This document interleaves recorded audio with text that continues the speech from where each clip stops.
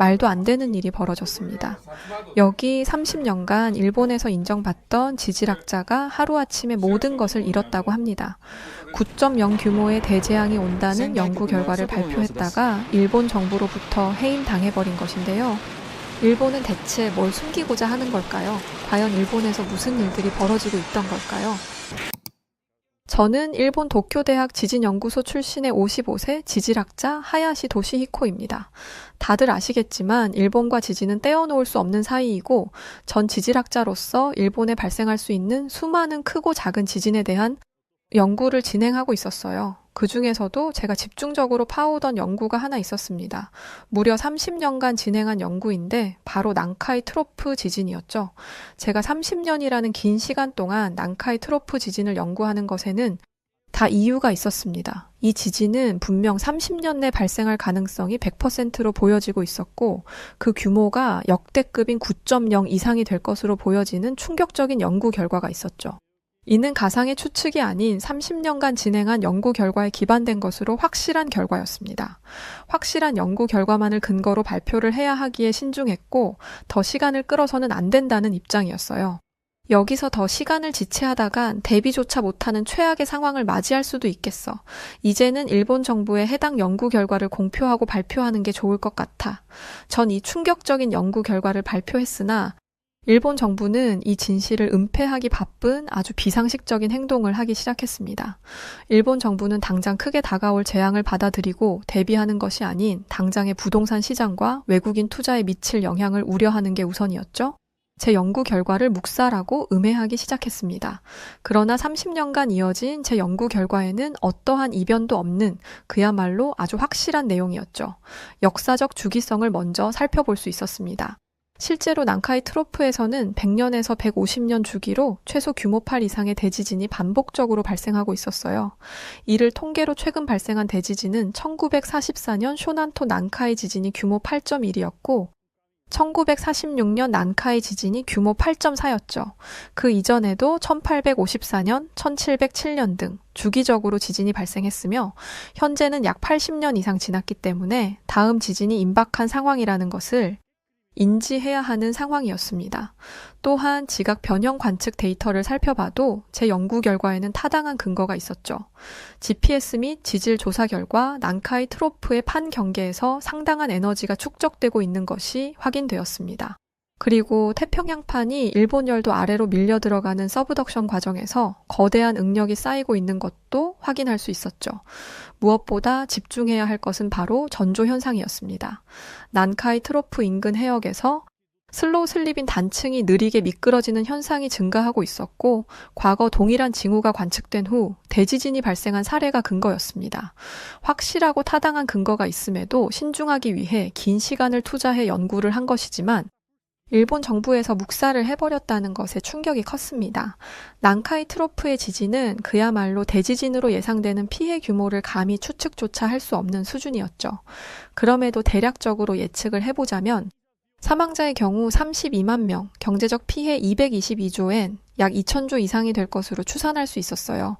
도카이, 긴키, 시코쿠, 규슈 지역에 큰 피해가 있을 것이고 특히나 도쿄, 오사카, 나고야, 고베 등 대도시 타격 가능성이 높기에 그야말로 폐허화가 될 수도 있는 수준으로 추측할 수 있는 사안이죠.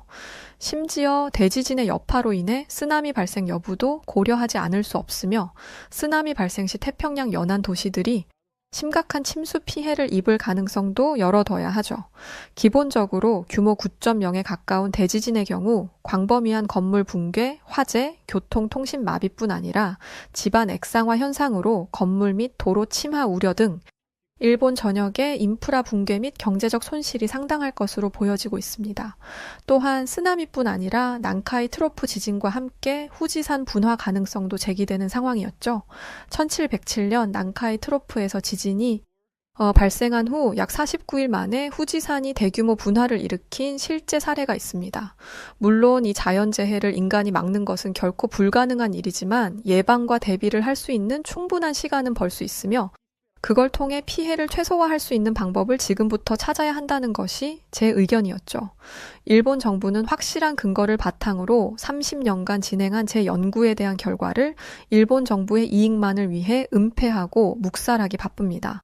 이건 대중들의 알 권리를 침해하는 일이며 추후 다가올 큰 대재앙에 대한 충분한 대비조차 할 수 없도록 만드는 정부의 무능함이라 생각합니다. 눈앞에 당장 벌어지지 않은 일이라고 태평하게 있을 것이 아니라 당장이라도 대피책을 마련해야 할 것입니다. 단순히 지진으로 그치지 않고 일본이 폐허화되며 나라 전체를 잃을 수도 있는 중대한 사안임을 고려해 주시고 제 연구 결과에 대한 목소리를 들어주시길 바랍니다. 전 다시금 심각성을 강조하며 목소리를 냈지만 결국 돌아온 것은 해직 처리였습니다. 제가 해직을 당한 것 자체가 아주 황당한 일이 아닐 수 없었죠. 긴 시간을 지질학자로 살아오며 나름 인정받는 위치에 있던 제가 연구 결과를 발표했다는 그 이유로 2번 다시 지질학자로 살아가지도 못하게 만드는 것은 말도 안 된다 생각했습니다. 전 자국에 대한 근심 어린 걱정과 다가올 미래에 대한 불안함을 대비하고자 하는 마음에 30년을 투자해 했던 연구였죠. 그러나 돌아온 것은 제 입을 막는 것, 그리고 2번 다시 목소리를 내지 못하도록 해직 처리하는 것이었습니다. 일을 하지 못한다는 것에 큰 자괴감에 빠졌고 이를 두고 동료들의 반응도 2가지로 나뉘었어요. 도시히코가 그간 지질학자로 낸 연구만 해도 몇 가지이고 어떤 위치에 있는 사람인 줄 뻔히 알면서 어떻게 하루아침에 사람을 해고할 수 있지? 본인들의 뜻에 어긋나고 거슬린다는 이유로 해고 처리를 할 수 있다니 정말 실망스럽다. 그러게 아직 당장 벌어지지도 않은 일인데 왜 그렇게 정부를 건드렸어? 우린 말 그대로 지질학자일 뿐이지 정부에서 멈추라고 하면 대중에게 비밀리에 우리들끼리 알고 넘어가야 할 것들도 있어야 하는 거 아니야? 적당한 타이밍에 알아서 발표를 했을 거라고 난 생각해. 이번 일은 아쉽지만 도시히코가 너무 성급했다고 생각해. 전 동료들이 뭐라고 하든 사실 들리지 않았습니다. 그저 제 연구 결과에 대한 심각성을 알아주길 바랄 뿐이었죠. 이미 해고 처리가 된 이상 이제는 이판사판이라며 전 개인 유튜브 채널을 오픈했고 제 채널이니 제 개인적인 의견을 담은 영상을 올리기 시작했습니다. 심적으로 많이 괴롭고 힘들었지만 이 시기에 제게 가장 큰 힘이 되었던 것은 바로 가족이었어요. 제 아내는 한국인이었고 저희 부부 사이에는 28살의 아들이 있었죠. 가족들은 제게 힘을 줬고 응원하며 유튜브 개설 역시 가족들의 도움으로 할 수 있었습니다. 분명 당신의 선택이 틀리지 않았다는 것을 나중에 일본에서는 알 거야. 그러니까 기죽지 말고 당신답게 늘 그랬던 것처럼 꿋꿋하게 의견을 냈으면 좋겠어. 진우가 알려준 것처럼 유튜브를 통해서 그동안 하고 싶었던 말들과 결과들을 공유하면 분명 많은 사람들이 주목하지 않을까? 맞아요. 아버지의 연구 결과에는 확실한 근거가 있고 이걸 집중하고 관심 있는 사람들이 분명히 있을 거예요. 심지어 그들이 아버지를 해고 처리한 것은 결과로만 놓고 봤을 때도 정말 어리석은 짓이었다는 걸 모두가 알아야 한다고 생각해요. 그렇게 가족들의 도움으로 유튜브에 하나둘 영상들을 올리기 시작했고 놀라운 일이 벌어졌습니다. 일본에서는 제 연구를 비판하고 음해했지만 유일하게 제 연구를 인정해주는 곳이 있었죠. 바로 한국 서울대 지질학과였습니다. 도시히코의 영상들과 그동안의 연구 자료에 대한 논문들을 아주 인상적이게 봤습니다. 도시히코 지질학적 연구를 매우 높이 평가하고 있어요.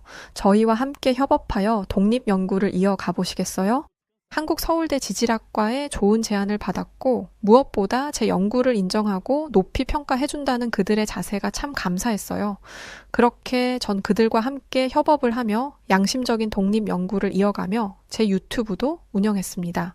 전 제 채널의 도쿄는 유리성이라고 비판하는 영상을 게시했습니다. 도쿄는 그야말로 유리성이 따로 없습니다. 빈번하게 지진은 발생하고 있지만 실질적으로 대책도 없으며 강진이 발생했을 때 매우 취약한 구조적 문제를 가지고 있죠. 이로 인해 전력, 수도, 교통이 모두 지진의 단번에 마비될 수 있고 이건 시뮬레이션을 통해 보여드리겠습니다. 제 영상에는 단순히 의견으로 목소리를 내는 것이 아닌 늘 타당한 근거를 바탕으로 목소리를 냈으며 그에 따른 시뮬레이션 영상 등을 함께 보여드렸죠. 도쿄는 초고층 건물이 밀집된 초고밀도 도시이지만 강진이 발생하면 대규모 붕괴 위험이 존재하는 곳입니다. 현대식 빌딩은 내진 설계가 적용되었지만 여전히 기반 지반이 약한 지역이 많아 액상화 가능 지역이 많죠. 도쿄에는 1970년대, 1980년대에 지어진 내진 설계가 미흡한 건물들이 여전히 존재하고 있으며 이는 순식간에 무너질 건물의 취약점을 보여주는 꼴이었습니다. 그럼에도 불구하고 일본 정부는 도쿄의 내진 보강, 방제 인프라 강화 등 다양한 대응책을 마련하지 않으며 근본적인 해결책 선택 또한 어렵다는 것이 현실이었죠. 제가 도쿄를 유리성이라 표현한 것은 결코 과장이 아니라 현실적인 경고였고, 일본 정부는 도쿄의 내진 보강뿐 아니라 대피 인프라와 도시 재설계를 포함한 보다 근본적인 방제 대책 마련이 아주 시급한 상황이었습니다. 이어 전 일본의 재난 대응 시스템이 얼마나 취약한지를 한국과 비교 분석해서 직접 보여주는 것을 선택했어요. 일본은 세계에서 가장 지진이 많이 발생하는 나라이지만 재난 대응 시스템이 한국보다 취약한 부분이 너무도 많습니다. 일본과 한국의 재난 대응 체계를 정확히 비교하면서 일본이 상대적으로 어떤 부분들이 취약한지 알아보겠습니다.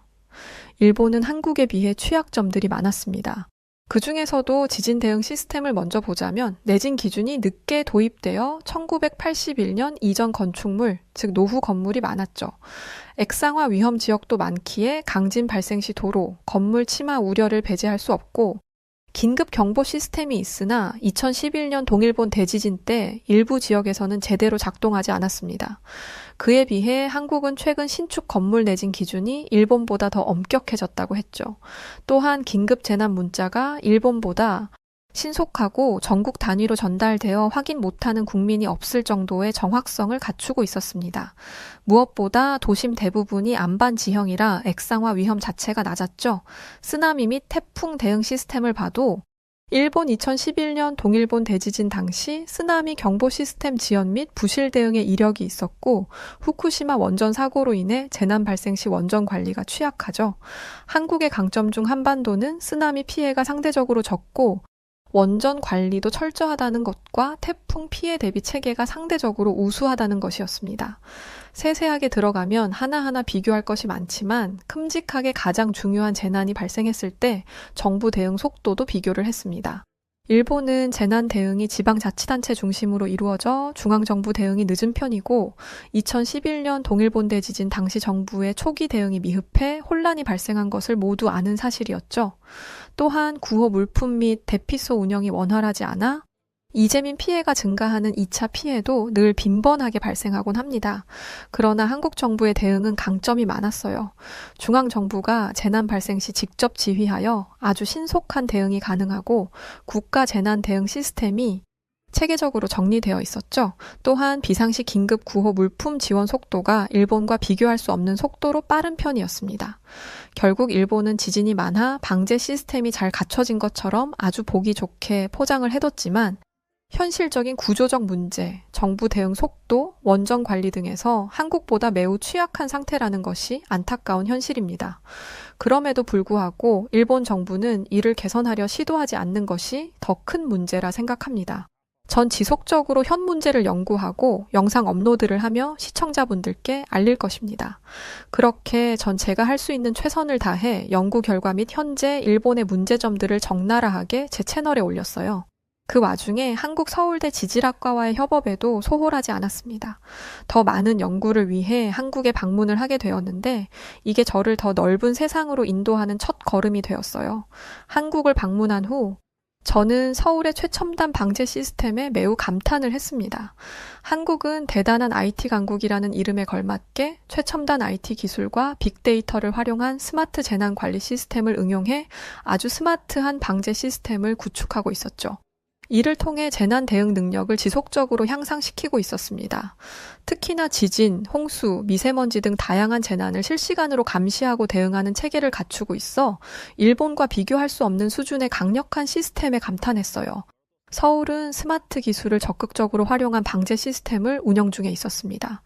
로트 기반 재난 감지 센서를 주요 건물, 다리, 터널 등에 설치하여 지진, 홍수, 화재 등을 조기에 감지할 수 있었고 AI 빅데이터 분석을 통해 기상 정보와 CCTV 데이터를 분석해 재난 예측 및 대응에 최적화된 모습이었죠. 또한 드론과 로봇을 활용해 화재, 홍수, 붕괴 위험 지역을 실시간으로 모니터링하고 디지털 트윈 기술로 가상 도시 모델을 만들어 재난 시뮬레이션 및 대피 경로를 파악하고 있었습니다.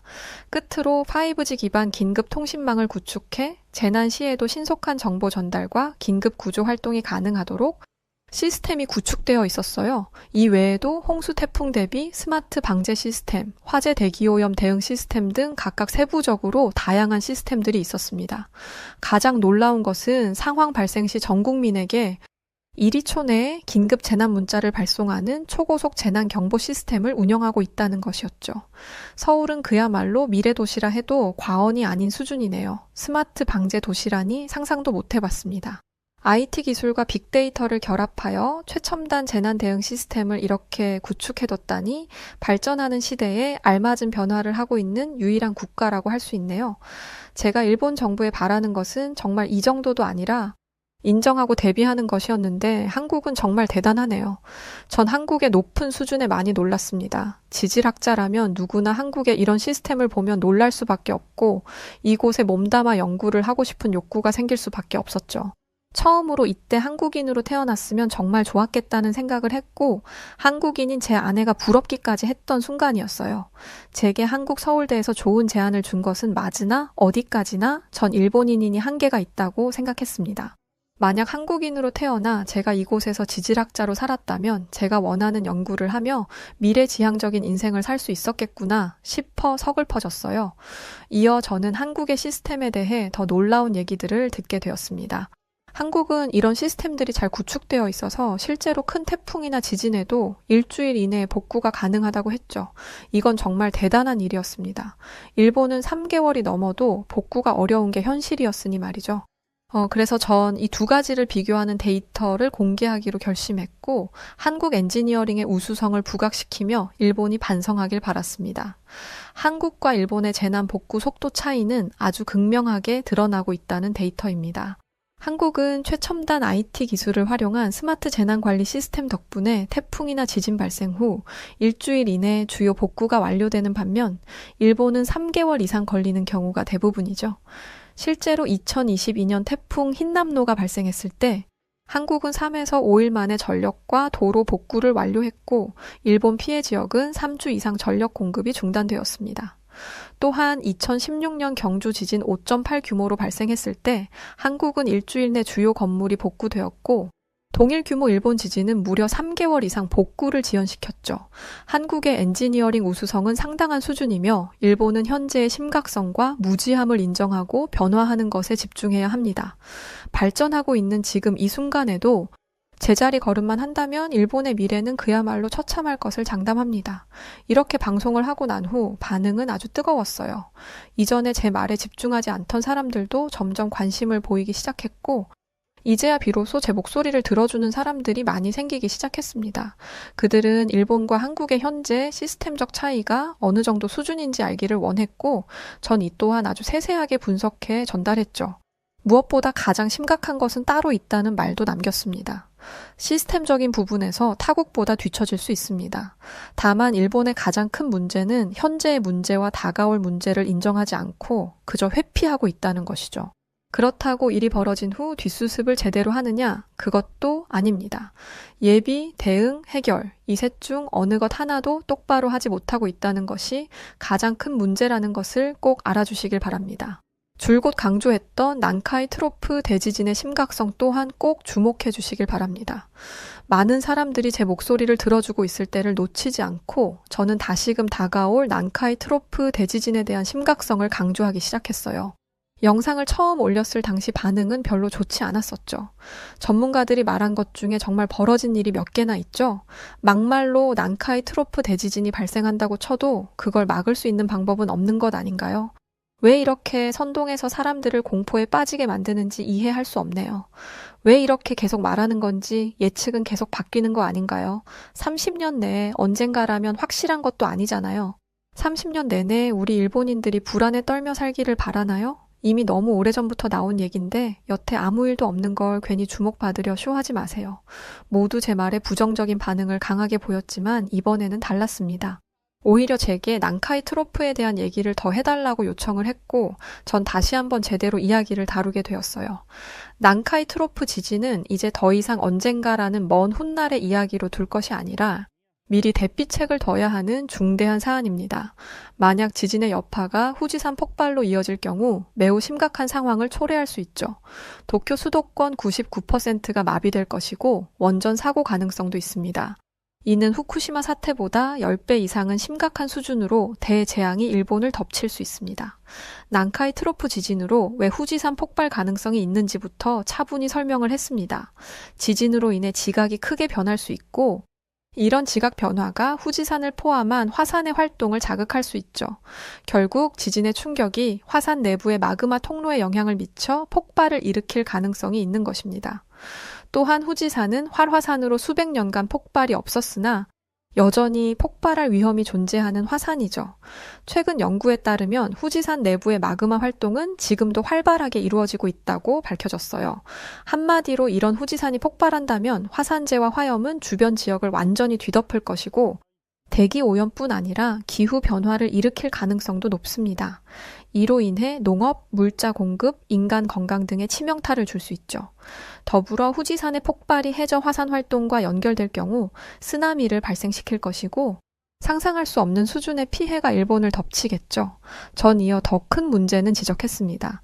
애초에 난카이 트로프 지진만 발생한다고 해도 일본 정부는 이를 대응할 능력이 부족합니다. 그러나 지진의 화산 폭발까지 동시에 발생한다면 일본 전역에서 대피와 구조 작업은 매우 복잡해지죠.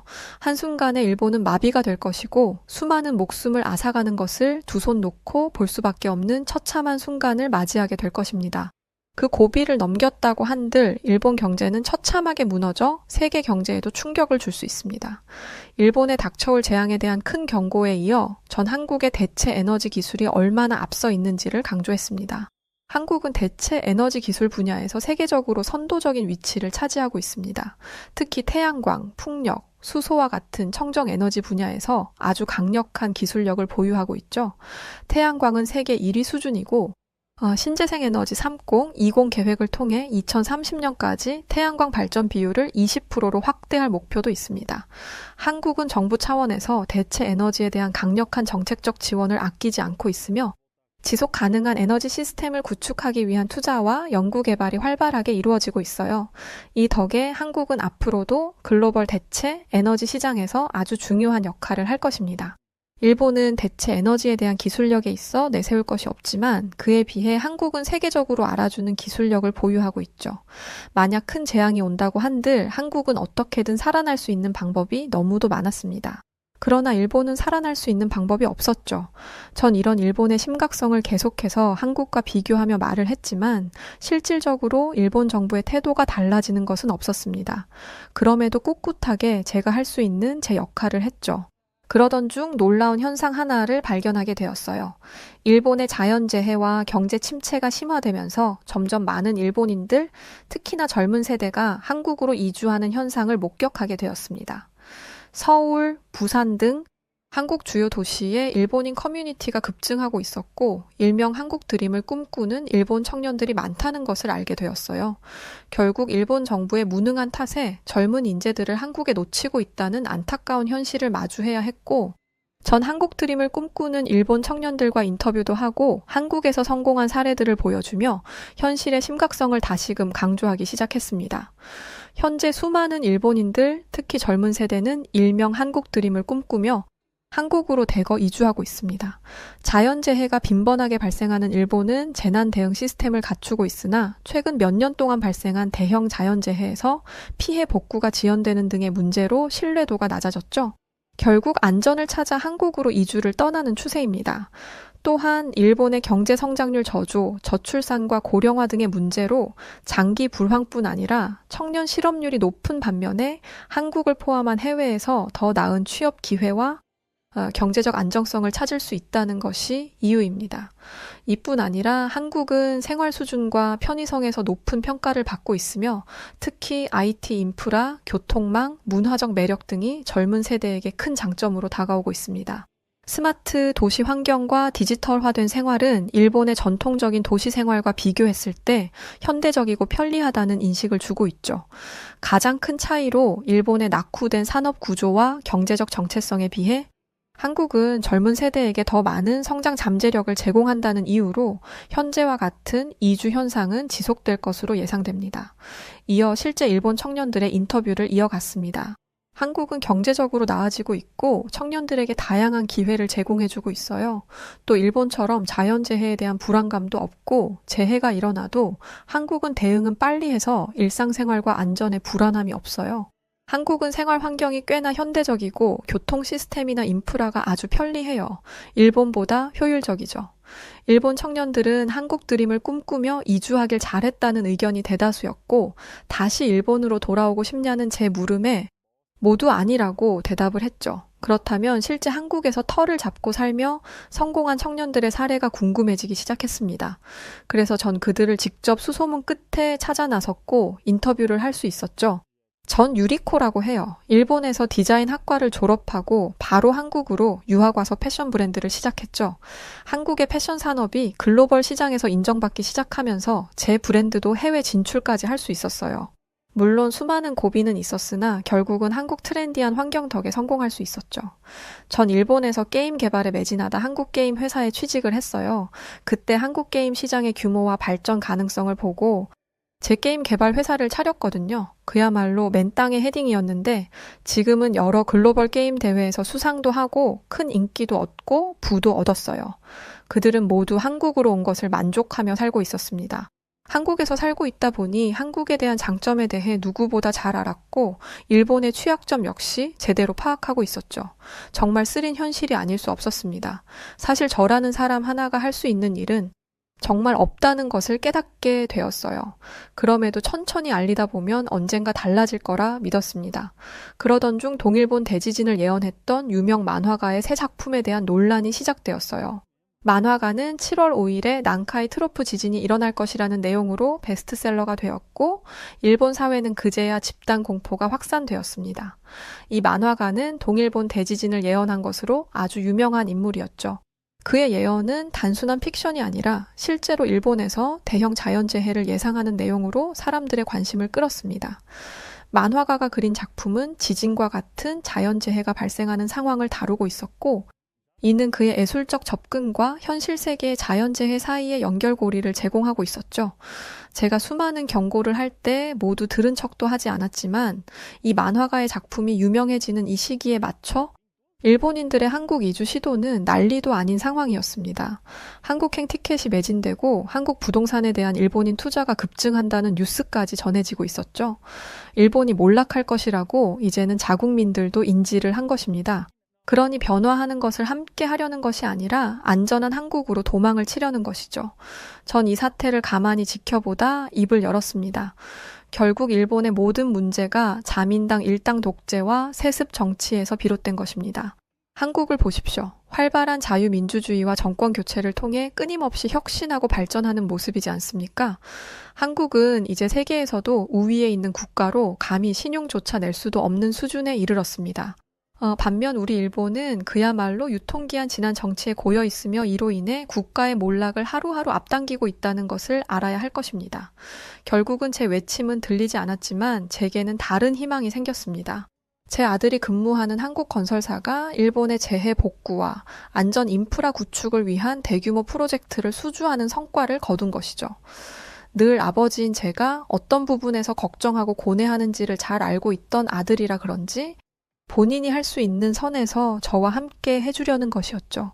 한국의 기술력과 안전 시스템이 일본을 구원할 수 있는 유일한 희망이라는 것을 저뿐 아니라 아들도 알고 있습니다. 부디 이 프로젝트가 무사히 끝이 나서 일본이 발전하고 시스템 구축하는 것의 첫걸음이기를 바랄 뿐이죠. 한일 협력으로 꼭 성과를 거두길 바랄 뿐입니다. 하나 확실한 것은 한국에서 배워야 일본의 미래가 있다는 것이고 이걸 이미 젊은 일본인들은 아는 것 같습니다.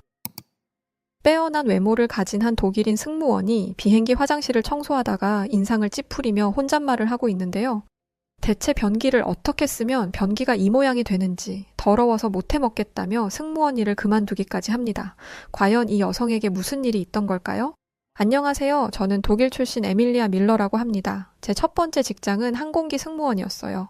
13년 전쯤 페남이라는 드라마를 보게 되었는데 이게 승무원들의 이야기를 담은 내용이거든요.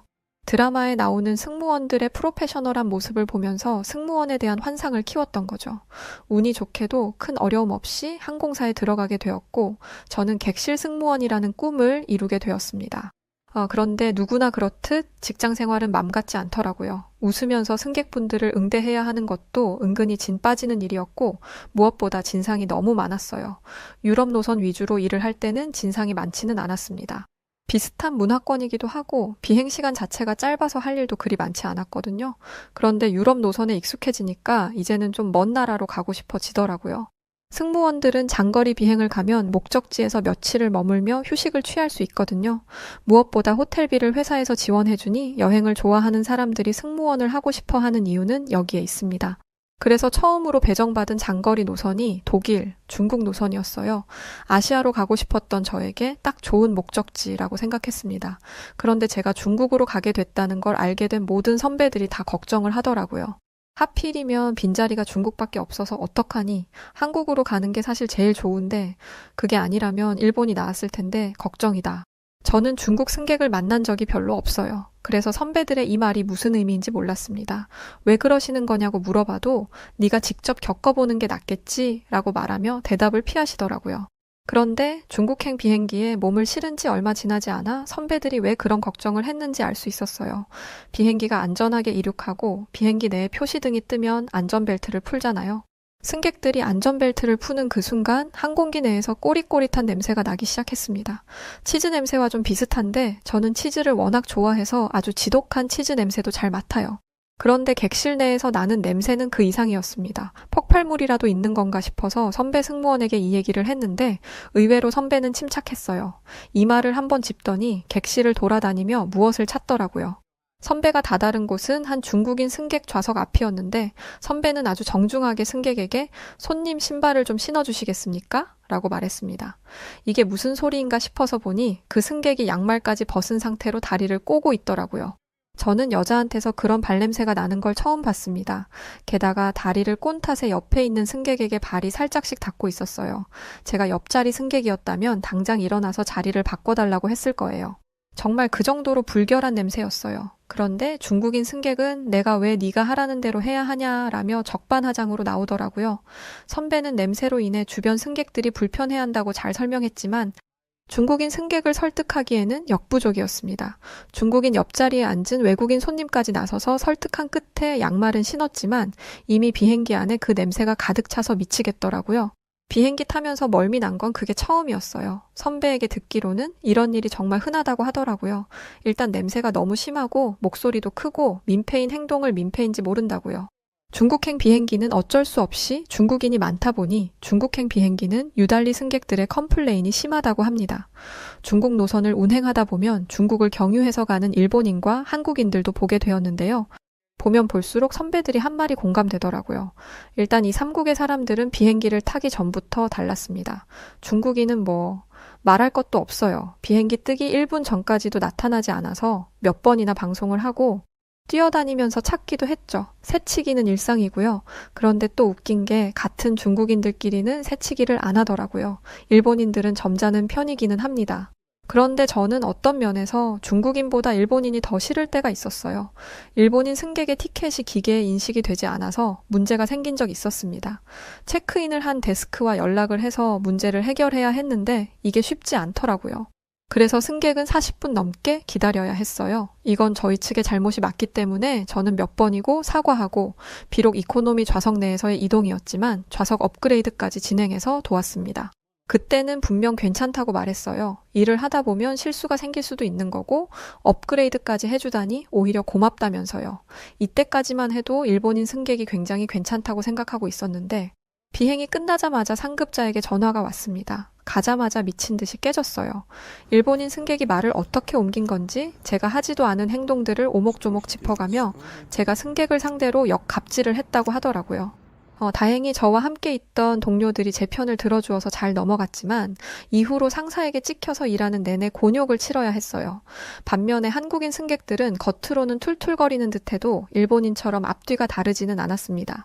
불편사항이 생기면 앞에서 이야기하고 그 문제가 해결되면 쿨하게 돌아섰죠. 한국인들은 문제 해결이 좀 오래 걸려도 어쨌든 해결이 되면 된다 주의더라고요. 그리고 시간 약속을 칼같이 지켰습니다. 지금까지 일하면서 한국인 손님은 찾아다닌 적이 없어요. 왜인지 안 보인다 싶으면 비행기 타는 곳 앞 구석에 앉아서 잠을 자고 있는 경우가 전부였죠.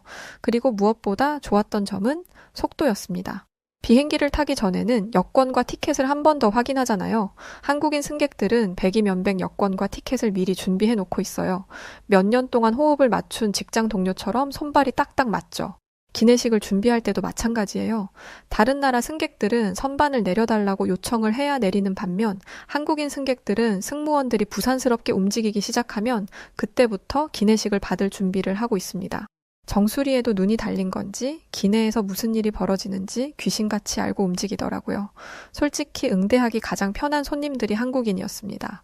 그래서 한국행 노선으로 스케줄을 바꾸거나 아니면 다시 유럽 노선으로 가고 싶었어요.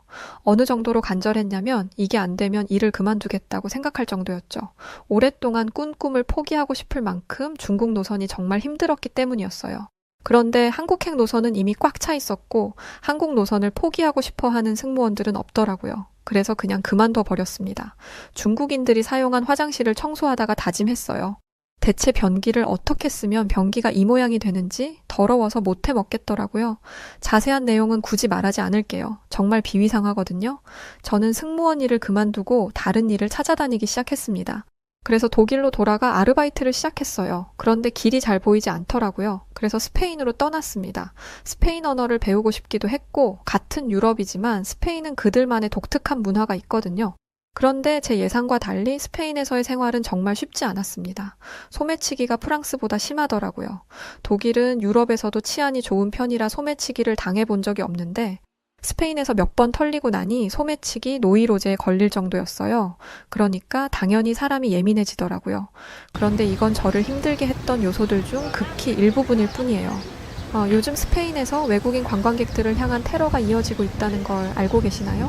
관광객들에게 너네 나라로 돌아가라라며 물총을 쏘고 욕설을 하는 경우가 많아졌다고 하더라고요. 이건 최근에만 있었던 일이 아닙니다. 예전부터 외국인에 대한 혐오가 있었어요. 같은 유럽 국가 사람인데도 말이죠.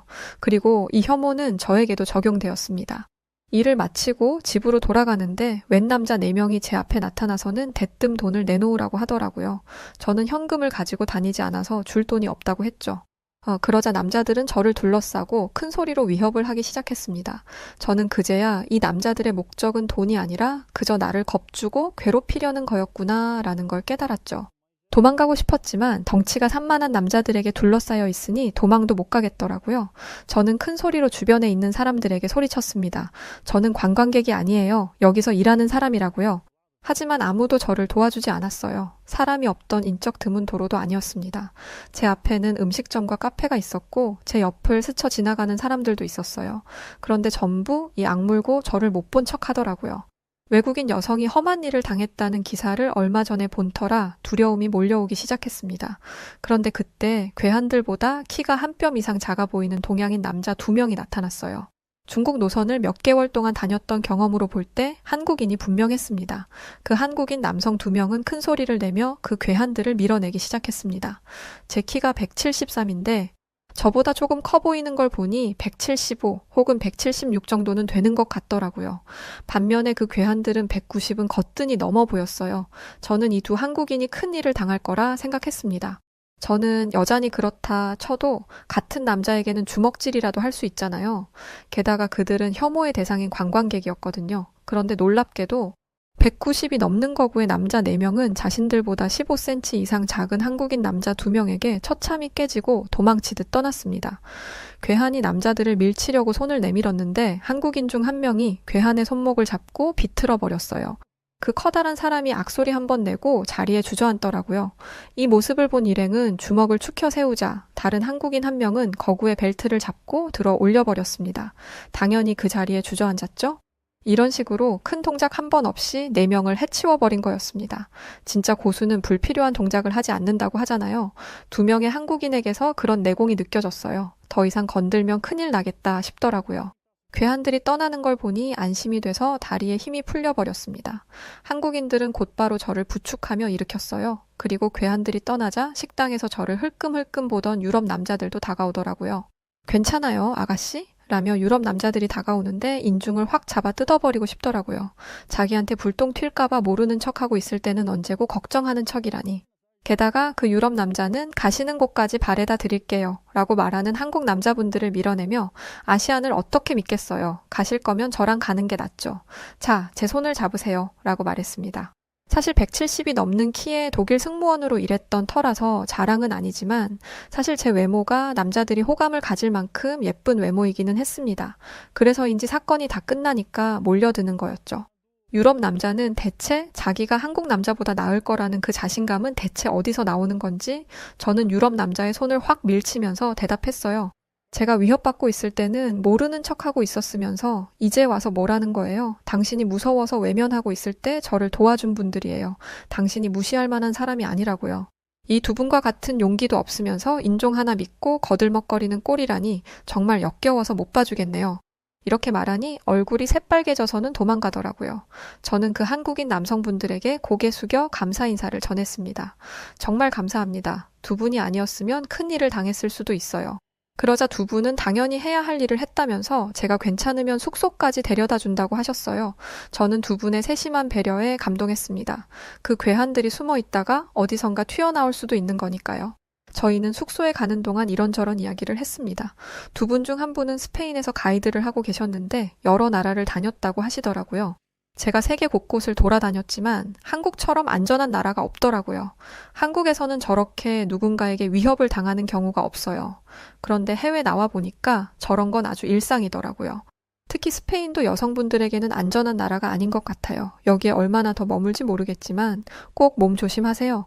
해가 중천에 떠 있는데도 불구하고 아무렇지 않게 타인을 위협하던 괴한들, 위험에 빠져 있는 사람을 보고도 모르는 척하던 사람들, 그들과 대조되는 용기를 보여준 한국인들.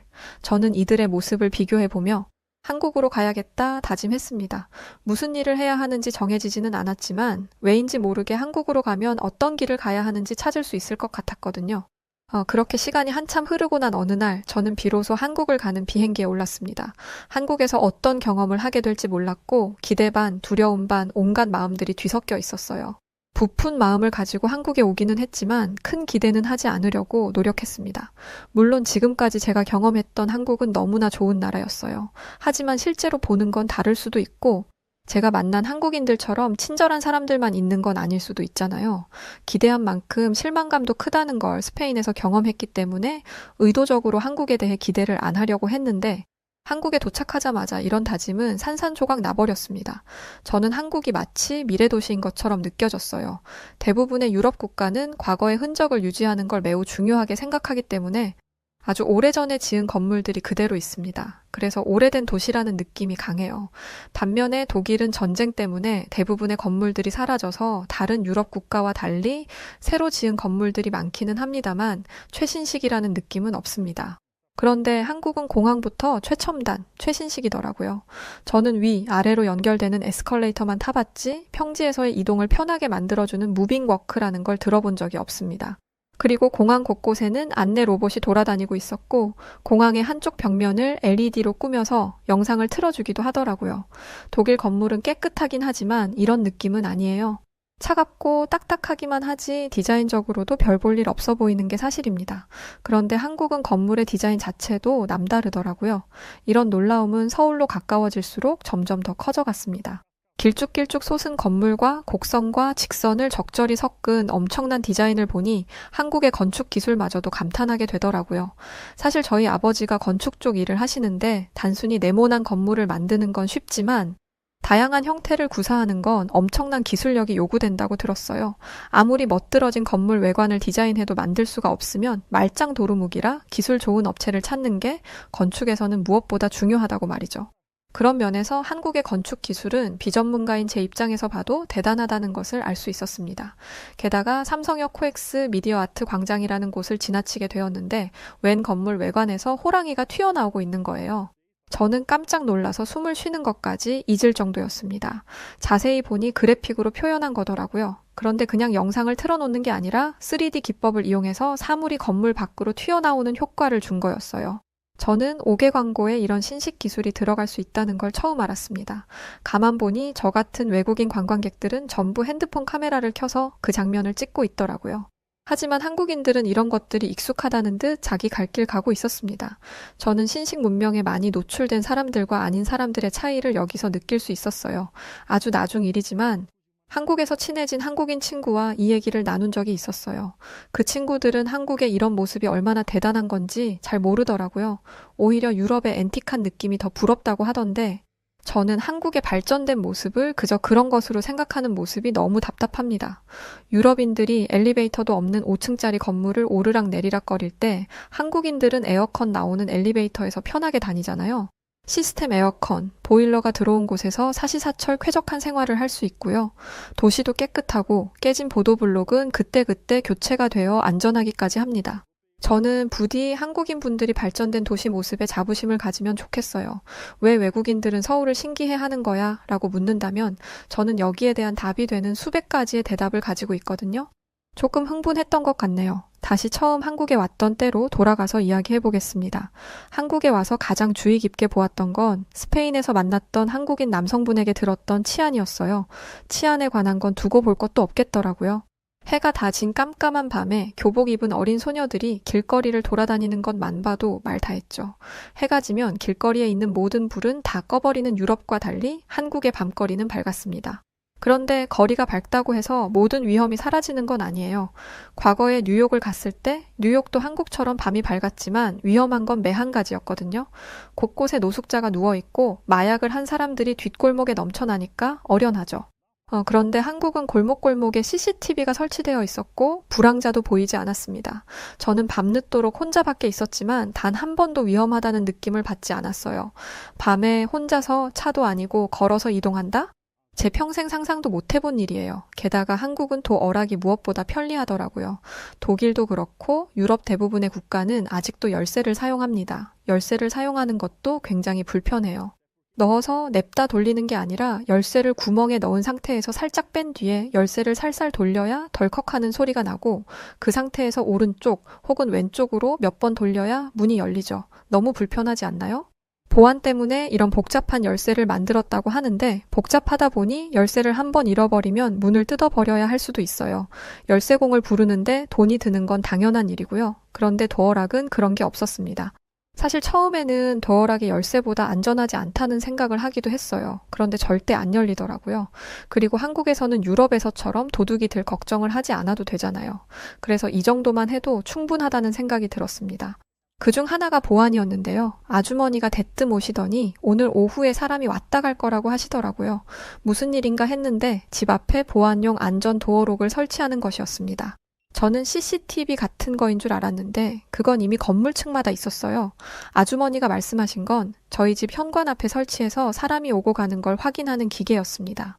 핸드폰에 연동이 돼서 언제 이 집의 문이 열리고 닫혔는지 확인이 가능하고 마이크도 가능해서 침입자에게 경고를 하는 것도 가능하더라고요. 아이고, 아가씨, 혼자 사는데 안전만큼 중요한 게 어디 또 있겠어? 한국에 있는 동안은 안전하게 지내야지. 주기적으로 검사해 줄 테니까 안심하면서 지내요. 이런 걸 설치해 주신다고 해서 월세가 높아지는 것도 아니었어요. 사장님은 정말 자신의 세입자들의 안전을 위해서 신경을 써주신 거였습니다. 자기 딸도 아니고 손녀도 아닌데 어떻게 이런 섬세한 배려를 할 수 있다는 말이죠. 저는 다른 사람을 위하는 사장님의 따뜻한 마음에 감동받았고 스페인에서 저를 도와주었던 한국인 남성 두 분을 떠올리게 되었어요. 그 사람들처럼 친절한 사람이 없으면 어떻게 하지? 라고 걱정했던 게 무색하게 저는 한국에 있는 동안 친절한 사람들만 만났답니다. 소매치기와 도둑, 강도가 들끓는 유럽에서도 이런 관심은 받아본 적이 없었어요. 사건이 생기면 그러게 네가 조심했었어야지. 여기에 도둑 많은 거 너도 알고 있었잖아? 라는 말만 안 하면 다행이죠.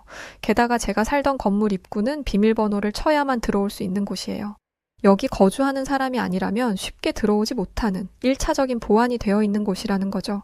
저는 집이라는 곳이 이렇게 안전할 수도 있다는 걸 한국에 와서 처음 알았어요. 하지만 딱 한 곳, 위험하다고 생각되는 곳이 있었습니다. 제가 살던 곳 주변에 있는 굴다리였는데요. 그곳으로 지나가면 지름길로 빠르게 갈 수 있지만 밤이 되면 어두컴컴해서 쉽게 이용하지 못하는 곳이었어요. 그런데 얼마 전부터 그곳을 공사하기 시작하더라고요. 뭘 공사하는지는 모르겠지만 최소한 몇 개월은 걸릴 거라고 생각했습니다. 제가 살던 곳에서는 그렇거든요. 그런데 일주일 만에 공사가 마무리되더라고요. 역시 빨리빨리의 민족. 저는 어떤 공사를 한 건지 궁금해서 굴다리로 찾아갔습니다. 공사를 통해 변한 굴다리 내부의 모습은 정말이지 놀라운 수준이었어요. 굴다리 곳곳에 조명이 설치되었고 우중충했던 콘크리트 벽면은 알록달록한 타일들로 꾸며져 있었습니다.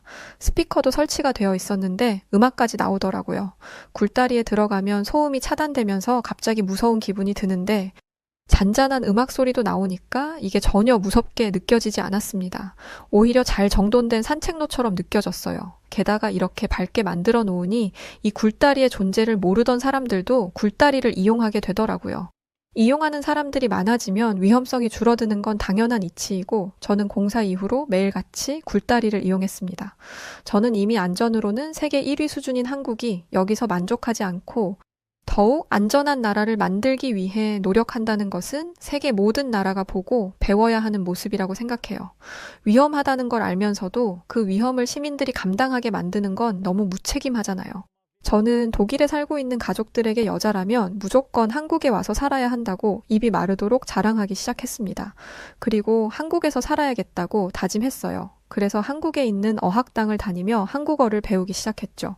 그런데 제가 대뜸 한국에서 산다고 선언을 하니 부모님의 반대가 심했어요. 당연하죠. 스페인은 가까우니까 그렇다 쳐도 한국은 너무 먼 나라잖아요.